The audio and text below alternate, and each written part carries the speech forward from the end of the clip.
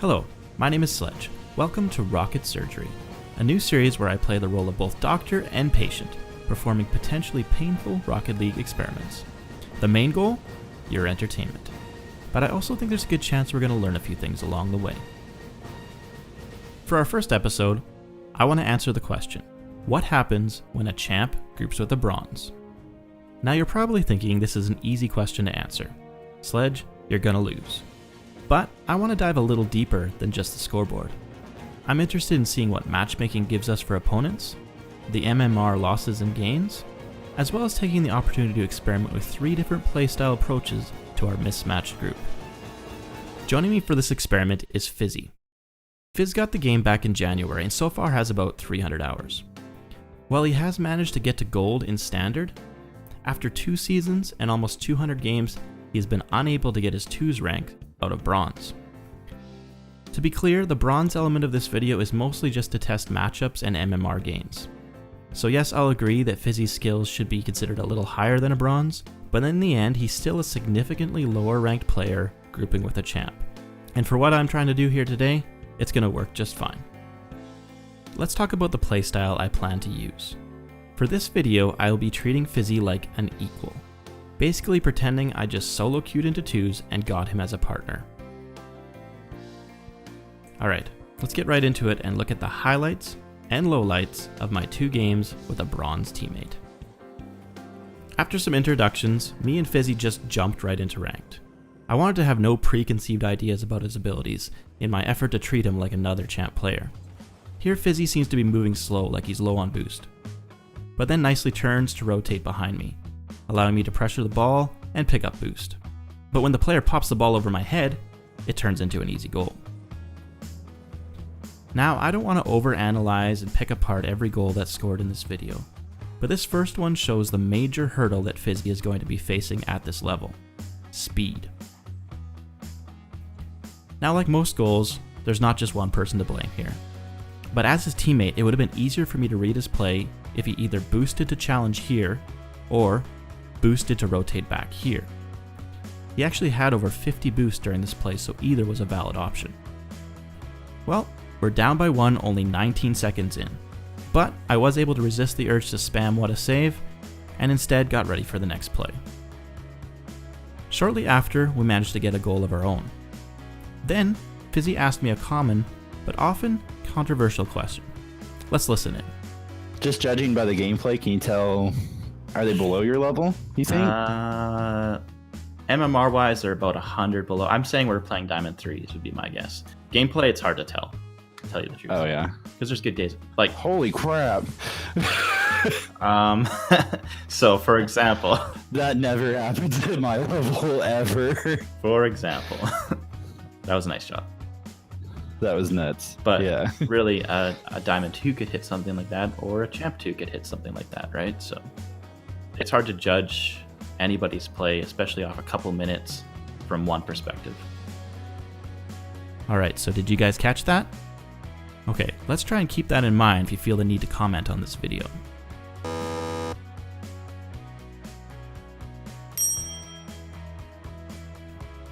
As I feared, Fizz was an easy target for demos, but fortunately they didn't focus him too hard. Getting purposely targeted for repeated demos could have been a real possibility had they known he was actually bronze. Personally, I was able to use demos to help give him some time when he was in awkward situations, but this isn't special treatment. I'd do this for anyone on my team. So here I am with a bronze teammate, it's halfway through the game, and we're tied 2-2. I have to say, this is going better than expected. Though he was often too far back or stuck in awkward positions, Fizzy also made some decent plays as well, like this accidental demo into a great back pass that just got tipped away from me. When he made himself available, I tried to hit him with passes, even if he didn't get the best touch on the ball. Here, my whiff makes the score 3-2. We went down to the dying seconds, still down by 1, but we weren't giving up. Let's listen. Okay, up to me if you can. Or all the way in. Yes! Oh yeah. That was nuts. I was leaving that because I thought you were scoring that, man. Me too, honestly. And then I could tell it was wide, and I was like, he doesn't know. And then you That did. was last second. Wow.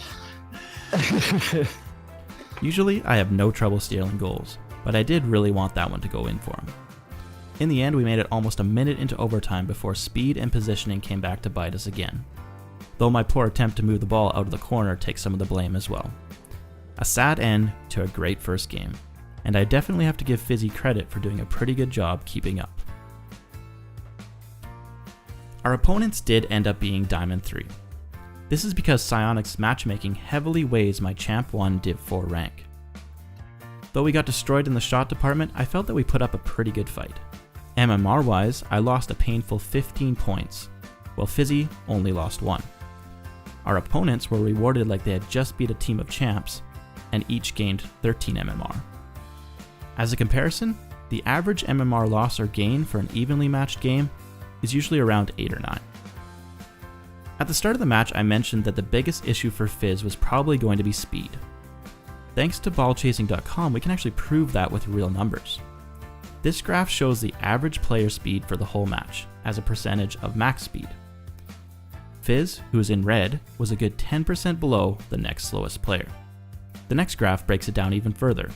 Fizzy, in red again, spent just 3% of his time supersonic, and we can compare that with the playlist average, which is the gray bar, of 10%. Almost 74% of the time he was going just throttle speed, which is pretty slow. Now, I'm not pointing all this out to rub it in that Fizz is a slow player. He's gold at best, so we expect that. But I do find these numbers interesting because I think it can be used as a good measure of what separates ranks. You may have mastered the mechanics of Rocket League and think you can play at a higher level if you were given the opportunity, but if you don't have the speed to go along with it, I highly doubt those mechanics are going to help you very much. If you do want to learn more about speed and boost management in Rocket League, I recommend my How to Stop Wasting Boost video, which I have linked in the corner. Okay, let's move on to Game 2. We had a strong start with Fizzy putting in his first goal of the video, and that shot placement was perfect. When I asked if it was on purpose, he assured me it was.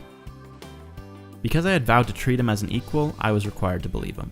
But the rest of you, you're under no such obligation. Our lead only lasts about a minute before misses by both Fizzy and me give them an easy goal. Halfway through the game and we're down 2-1. We have a very nice save by Fizz here, but the rest of the sequence really shows the struggles we were having. Fizzy was hesitant to jump up and join the play, which then put him in awkward positions when it came time to defend. This game definitely had a lot of situations where I rotated out and expected Fizzy to have the next play, only for him not to be there. Now, one could argue that I should have more awareness as to the location of my teammate, and that is true to a point. But remember, I'm trying to treat him as an equal. At my level, you know when your teammate should have the next hit, and you can usually count on him to be there. So in order for this to be an accurate experiment, I tried to maintain these expectations, even though it regularly put us in awkward situations like this. This play as equals experiment has really showed me there's parts of Rocket League that are best taught in-game or through replay analysis. And what I mean by this is I don't think the main issues I saw would be easy to address by just pointing Fizzy to a certain video or telling him to train more. So if you have a higher ranked friend, I recommend you trying this yourself, even if it's just in casual. Ask them to treat you like an equal, but at the same time, point out where you're going wrong. Now, it's unfair to expect lower ranked players to keep up with champs, but I think a few more games like this would have been a great learning experience for Fizz, though probably not too healthy for my rank. So that's the end of the Champ Bronze Equal Playstyle test. We finished with 2 losses, me losing 27 MMR and Fizz losing 3. But this experiment isn't over yet. Do you want to see what happens when I play passively and encourage Fizz to ball chase? Are you curious about how much MMR we would get for a win? Are you curious if we can get a win? Well, be sure to check out episode 2, which will be linked in the end screens. Special shout out to Yitzy, whose Reddit post was an inspiration for this video. If you want to read about his experiences, I'll have the link in the description.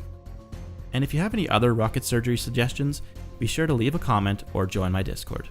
Remember to subscribe and turn on notifications so that you never miss a video.